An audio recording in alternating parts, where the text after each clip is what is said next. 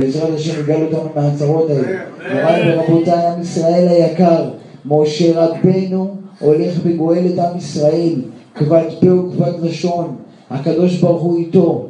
מוריי ורבותיי, עם ישראל במ"ט שערי טומאה, עובדי עבודה זרה, הכל שם כישופים, הכל שם השם מרחם. מה הציל אותם? העדות של הצדיק. העדות של הצדיק. אומר רבנו, האש שלי תוקד עד ביאת המשיח. למה אני אומר את זה? מוריי ורבותיי, תיקון כללי, אחים יקרים, את כל הפגמים הוא מחסל, את כל הפגמים. אין צדיק בארץ אשר יעשה טוב ולא יחטא. היצר הרע ייתן לך לקרוא את כל התהילים, והוא לא ייתן לך תיקון כללי. 7 דקות לקרוא את זה, 10 דקות, הוא לא ייתן לך. כמה הוא לך? הוא אומר, בראתי יצר הרע, בראתי לו תורת תבלין. מוריי ורבותיי, הקדוש ברוך הוא רוצה את מה? את הלב שלנו.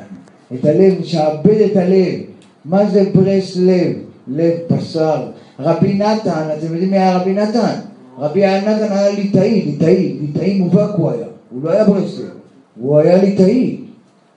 הוא היה רבי נתן, היה לו 2 שעונים ביד. 2 שעונים. הוא היה מעומד לרב העיר, באיזה עיר שהוא רוצה יכול להיות. גאון עצום, יודע את כל הש"ס, כל הראשונים, כל האחרונים, הכל ידע בעל פה. גאון עצום. ידע, הוא לא היה פסיק פור בגרסה, היה כל היום לומד. היה לו 2 שעונים, לא לבזבז דקה מיותרת. כמה היה עמל לתורה. ואז הוא שמע על רבי נחמן. אמר, אני חייב לדעת מי הוא. בוא נראה מי הוא. הרבה מדברים עליו, הרבה הולכים אליו. בוא נראה באמת מי הוא. מוריי ורבותיי, הוא מגיע לרבי נחמן. איך שהוא מגיע, הוא רואה בן אדם באמת גבוה, אבל בחור צעיר, עוד ילד. רבי נחמן נפטר בגיל 37-38. מוריי ורבותיי, הוא רואה עוד ילד צעיר. אמר לו, אתה רבי נחמן? אמר לו כן. ואז רבי נתן אומר לו את כל המסתרות, את כל התורה שהוא יודע. רבי נחמן מאוד התפעל ממנו, מהגאונות שלו. אמר לו רבי נחמן, כל הכבוד. אמרת תודה רבה לאבא שלך. מי נתן לך את כל החוכמה הזאת? חוכמה מפיו דעת ותבונה. אמרת לו פעם תודה רבה השם שנתת לי להבין את כל זה. תודה רבה ריבונו שלום על כל מה שלימדת אותי, על כל מה שאני יודע. רבי נתן הרגיש בושה. אמר וואי איזה כפוי טובה אני. אף פעם לא אמרתי באמת תודה רבה מכל הלב לשם.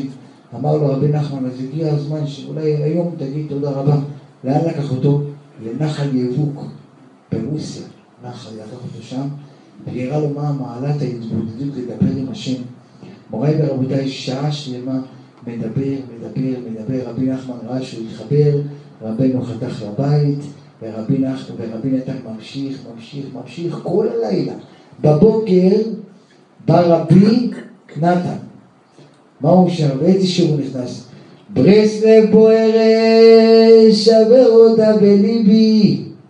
ברסלב בוערת, שבר אותה בליבי. מי אמר את זה? רבי נתן. אמר הלב שלי היה אבן, גאווה וכבוד שיכבדו אותי, כפתו לו מאחורה, הנה הראש ישיבה הגיע.